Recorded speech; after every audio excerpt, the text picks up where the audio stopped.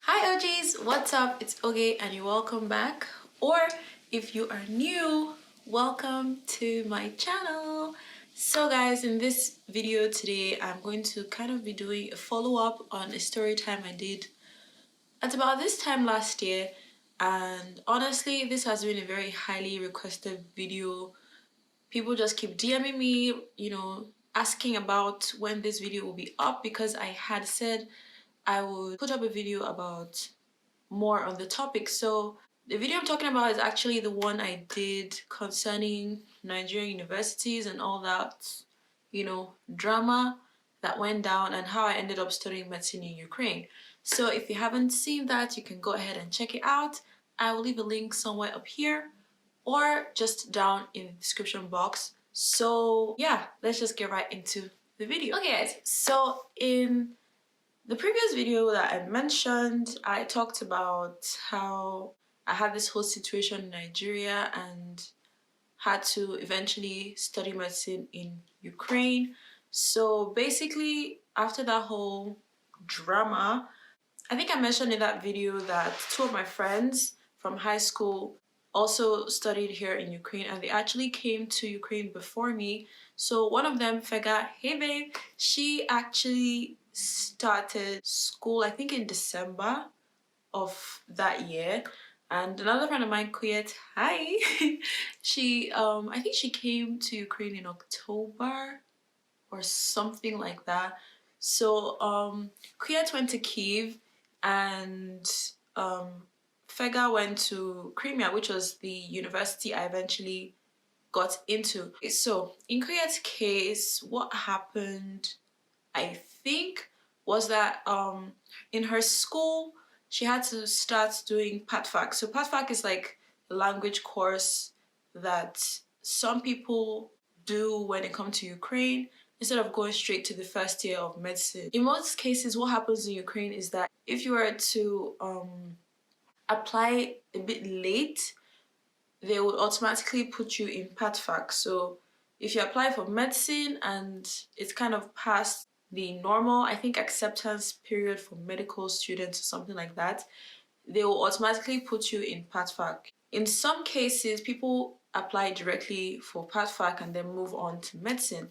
So I think in Koya's case, she ended up doing PATFAC first, and this was in October or so, like I said. And in Fega's case, she didn't, even though she kind of resumed later in the year. So I decided to just wait it out instead of applying and then having to do this language course, for a year or a few months, depending on when you resume. Anyway, by the next year, when I didn't get into uni, I was kind of doing other things at home on the side. I learned to drive. I actually had some odd jobs here and there, things like that. I remember, I think I said this in a previous video, that my parents were kind of like, go and do jam again, don't worry. And I just said I was not going to do that because why would I? There was no way I was going to do jam again because I passed it the first time. So I totally skipped that and, went about my business. So anywho, back to this whole Ukraine thing. I kept trying and trying to convince my dad to just let me go because he kept talking about the whole language barrier. I think I said this as well, how it was so cold and things like that.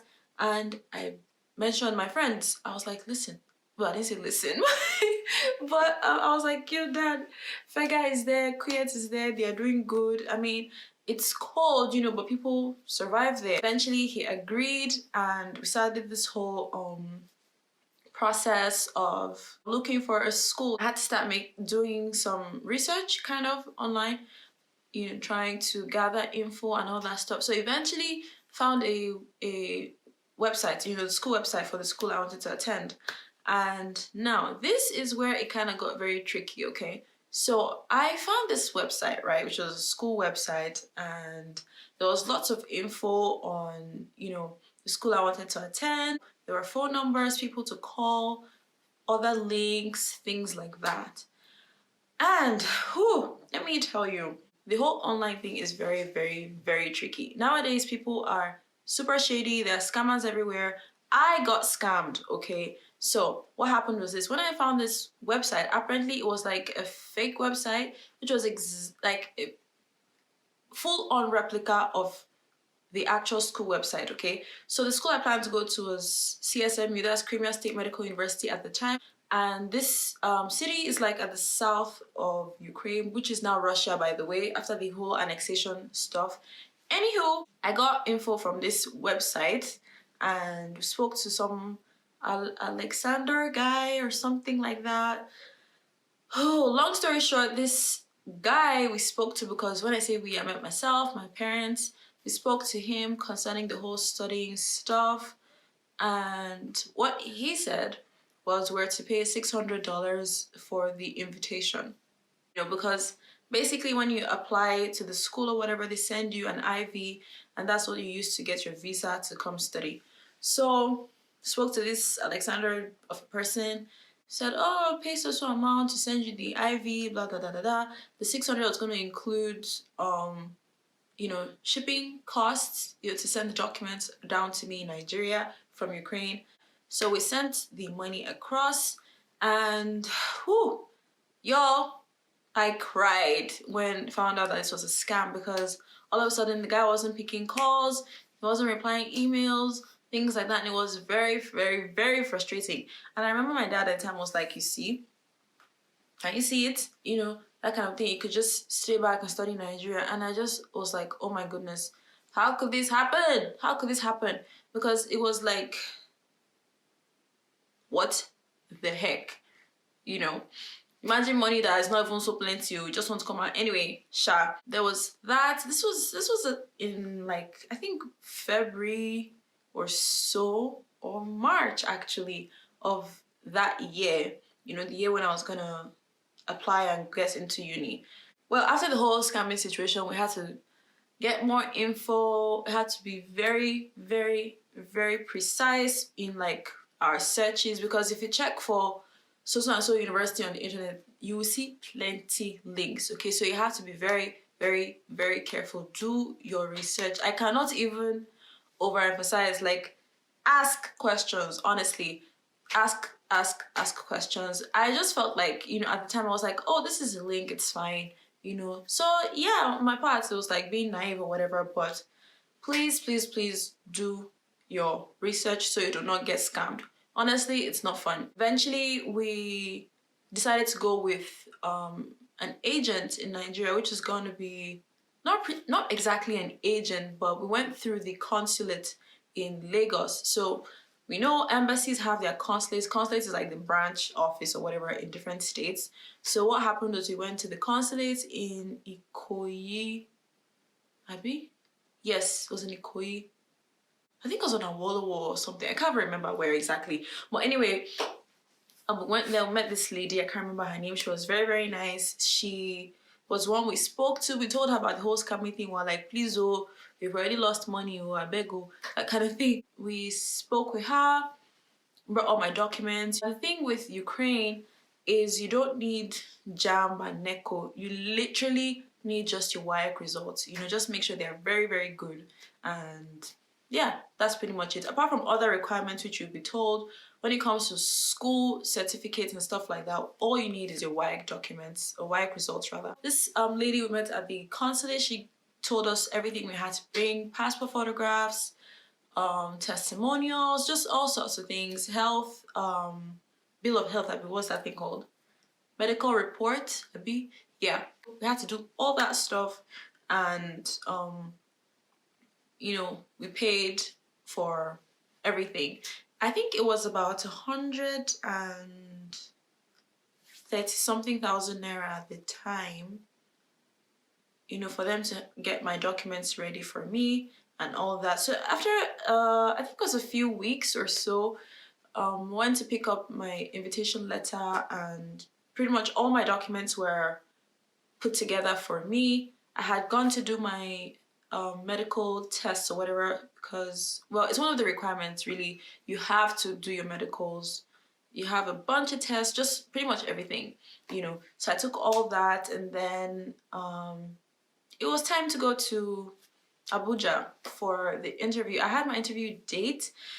I can't remember when exactly it was, to be honest. I think it was sometime in June or July.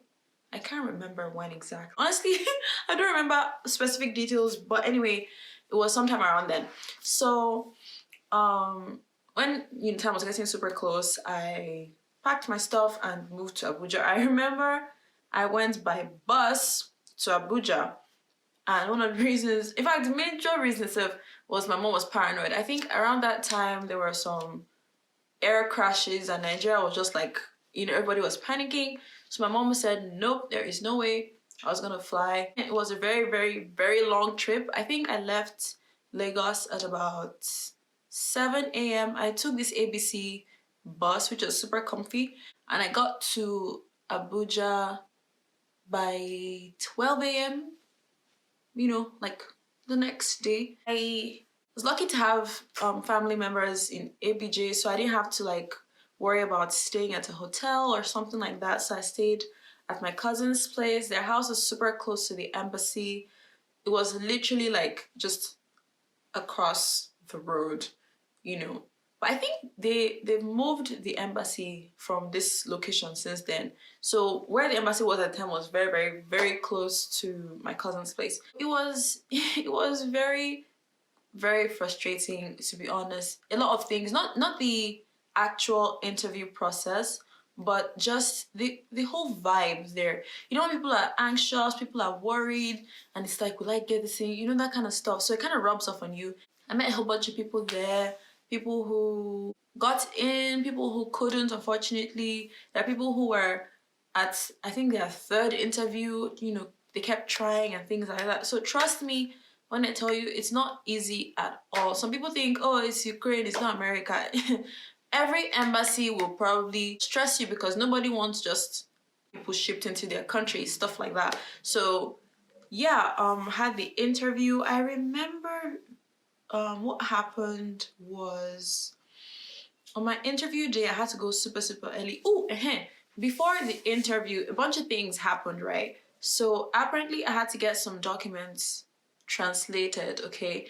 I had done the translation. So the thing is with translation, because it's typically not an English-speaking country, you have to translate all your documents into their language, okay? So I had to translate mine into Russian because that was the predominant language in my city at the time. Some you translate to Ukrainian and things like that.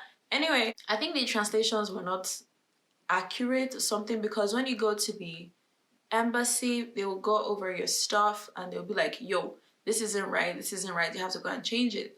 And another thing that happened was I had to redo my medical tests. And that was because when I did it the first time in Lagos, a lot of time had passed before my interview date at the embassy. So I think there should be like a month or so between, and it had passed or whatever. So I had to do it again in Abuja, and you have to pay, obviously. There was just a lot of running up and down, even inside the Abuja itself. And it was like, I thought I was ready because I had all my documents, I was prepared.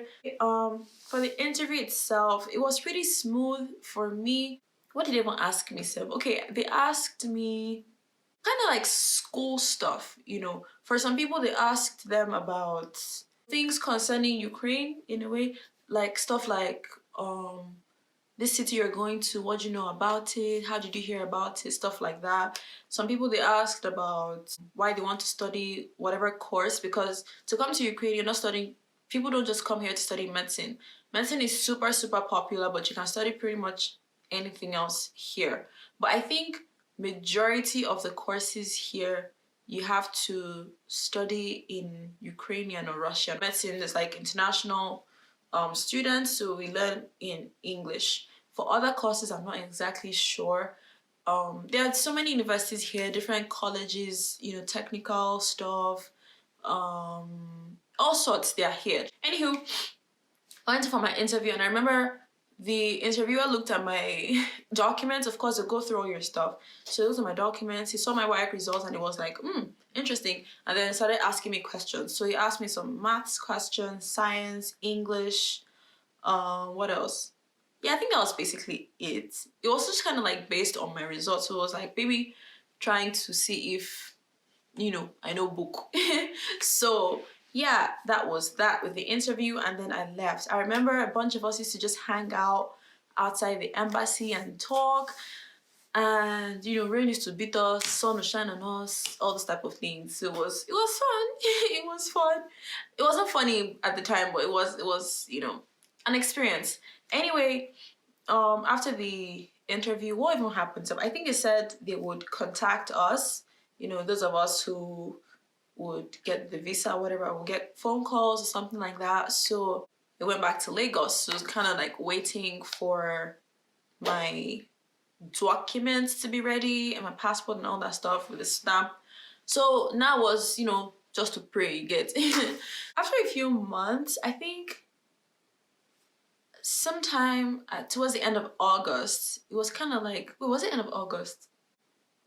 I can't remember exactly, but anyway, sometime in August, my folks are like, yo, have you gotten any calls? Has anyone contacted you? I was like, nope, I haven't gotten anything yet. So I remember my mom was like, see, I think you should just go to Abuja and go and see how far. I went back to Abuja and it was like, what's happening? I've not gotten any calls, things like that. And they were like, no, just wait, you get a call. I was like, what's happening? Because I had already booked my flight ticket and everything, and I think I got it for the 8th of September or something. I can't remember exactly. Okay, no. I booked my flight for like the 29th of August, okay? So I definitely traveled. I went back to Abuja the second time before then, okay? So when it was getting closer to this date I had picked, I had to move it, because time was approaching and I hadn't gotten the visa yet. So I told my folks, I was like, see what's happening. So we moved it further, and I think eventually moved it to September, I think 14 or something, just to be on the safe side. Yeah, I stayed on in Abuja. Every day I'll go to the embassy to check, to ask. A few people I knew at the time, they had gotten theirs and even traveled. Some people are still waiting, So it was pretty like intense. You're just anxious. Eventually, I think on the 11th of September or so was one of those days I had stayed at the embassy from morning to night. Like maybe you just have a few minutes of break to eat and come back. A friend of mine, Kingsley, he called me and was like, yo, okay, how far now? They called you your name, or come and collect your passport. I was like, are you for real? Like, yeah. I remember it was late. So I now just bundled myself and ran there. And I had to wait again because they had called a bunch of names. So they were going to start from the top. They eventually gave me my passport. I got the visa and I was like, so happy. So, of course, I was like flying back to Lagos the next moment because I hadn't packed, I hadn't bought stuff to travel with, any of that. Yeah, that was basically it with the whole visa process. So I just want to quickly say again, if you're planning a study in Ukraine, please, in fact, even if you don't have anybody else to ask me, okay? Do not get scammed. You have to do all your research and just be super careful. Make sure you follow the rules that you're giving both at the embassy and by your agent or whoever, because a few people did use agents. I don't know if I'll say I use an agent, but like I said, I went through the consulate and some people went through agents and they were kind of like smooth because they would help you put your documents together. I had to do some running around here and there for myself. So yeah, that is basically the story of the entire visa process and all that stuff. So I'm thinking of doing a follow-up video. So the plan is I'd like you guys to send me questions, whatever it may be, about studying in Ukraine if it's not something I've discussed already. So please watch my previous video and this one, of course. And just, you can leave me a comment, send me a DM on my Instagram, wherever, and just, you can give me specific questions, okay? And I'll try my possible absolute best to explain and to answer Of course, you'll get more info from whichever school you plan to apply to, things like that. I can only tell you what I know, my own experience. I hope this video is able to help. As always, be sure to like, subscribe, leave me a nice little comment in the comment section. If you haven't already, please turn on the bell notification so you get notified every time I post a new video. And yeah, I'll see you in the next one. Bye.